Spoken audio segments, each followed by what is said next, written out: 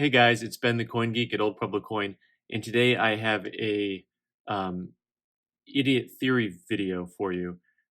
Maybe call it a sophomoric video. I'm going to talk about something I don't know about, but I have theories about, and I was just thinking more about. Let's set the table for this, okay? So basically, we're in the middle of the coronavirus pandemic, massive changes to the social structure and fabric and the economy have taken place over the last 90 days basically. And so there's this big question about inflation and when does inflation start? How does it, when are we going to see hyperinflation? And I was thinking more about this, and I just want to talk about it a little bit, and you guys can tell me if you just all think I'm completely nuts or not. First of all, the quickest definition of inflation is when your money becomes worth less and you don't have as much buying power as you used to. And so when we think of inflation, uh, you know, you think of the fact that milk that was $1 a gallon, 5 years ago is $2 a gallon today, and things of that nature. And so the government is currently printing trillions of dollars, or the Fed is giving out trillions of dollars in aid, and everyone expects that to create hyperinflation, or a lot of people expect that to create really large inflation. And the question I get from people all the time is, well, why haven't we seen that yet? Um, I'm not smart enough to explain to you why it could actually cause deflation, because I had a guy in here. I should have just recorded the whole conversation. He was really brilliant. He had me convinced, anyways. But I think that what we need to look at when we look at the inflation question is, well, how does inflation really occur, and how has it occurred in the past? So in the past, when you look at places like Germany, where you had hyperinflation, the people accepted the fact that their currency was worthless. In other words, there's almost this belief factor in economics, right? So if people believe that their dollar still has some strength to it, then it still has some strength to it. In other words, as soon as people disbelieve it, it's done. Like if the people stopped accepting the dollar as currency, we're all just in trouble, right? So we haven't got to that point.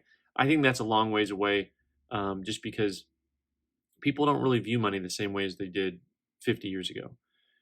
So um, then there's the actual perception of how much currency is really in the marketplace.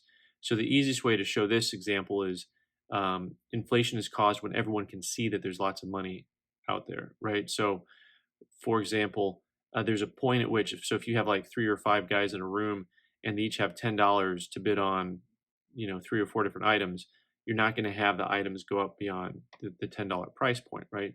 But all of a sudden, if you have, all of those people have $500, all of those numbers are going to tick up, tick up, tick up, and you're going to see them go higher and higher.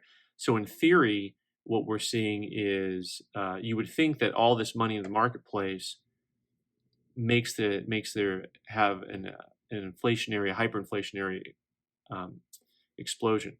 But what if the money that the government is putting into the economy isn't actually creating new currency? What if it's actually simply replacing what currency um, no longer exists? So here's the other way inflation is created. Inflation is created through wealth building, through a strong economy. That's actually a very natural process, because if you have, this is where it gets tricky. If you have 3 people and they all spend $1, the same dollar. So I give $1 to Joe and he makes 50 cents on the product that he sells or does, and Joe spends the same dollar with Susie and she makes 50 cents on her product, and Susie spends money on a product with me and I make 50 cents. That same dollar bill that went all the way around that circle created $1.50 in value or in revenue. So in other words, you only used $1, but you created $1.50 in profit. So this is the velocity of money. Like as it goes around that circle over and over again, it creates more money. There's not physically more money, but it creates more money in the open marketplace. So as you have more money in the open marketplace, this naturally creates inflation. So over time, you're going to see inflation when you have a strong economy where people are spending money. Now, 25 years ago, how fast did money move around in that circle? Well, not very fast. It moved pretty fast, but today, with so many different payment options, money is almost instantaneous. So, what if, when the economy came to a complete halt and that circle of money flowing and flowing and flowing and flowing stopped, or virtually stopped? Then you actually had a huge detraction of currency in the marketplace, of money moving around. What if the government putting trillions of dollars back into the economy is only replacing what we lost and would not create inflation because of that? Okay, if I lost you, I lost you. But this is kind of what I'm thinking is happening right now. Now, granted, the government really is creating more debt problems. And if you look at your local state municipalities, their revenue stream is really going to be jacked up right now. So I know that our local uh, city, town is going to have 20% shortfall predictions for next year in revenue. And that's going to happen everywhere. So there's going to be some long-term concerns, which gets into the concept of why we might see actual deflation for a short period of time.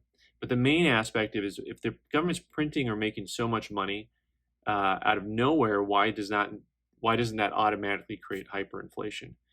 And in the past, where you actually only had physical currency and it just flooded and everyone had it in their hands, I think that was very different in like Germany or Zimbabwe or places like that. And you had that coupled with the lack of faith. Whereas today, with what we're doing, people actually believe that that currency is helpful and real, and that it's the ironic part is it's not real, right? It's just dot pixels on a screen, right? We like to talk about that. So anyway, so if I'm crazy, let me know. I know that there's going to be some like really big economists watching this who's going to say this guy's an idiot. I said it was sophomoric, didn't I? But think about that concept of there's more than one way to create inflation. Inflation is naturally created through the process of economics. Even if you only have the exact same amount of currency in the marketplace at all times, you can still create inflation depending on how fast that currency moves around. So, did the government simply supplant that natural inflationary process for now? For now. Now, down the road, there's still some bills to be paid that they're racking up. Anyway, I'm Ben the Coin Geek. This has been kind of a fun video for me to shoot. Let me know what you think about the topic of inflation. Thanks.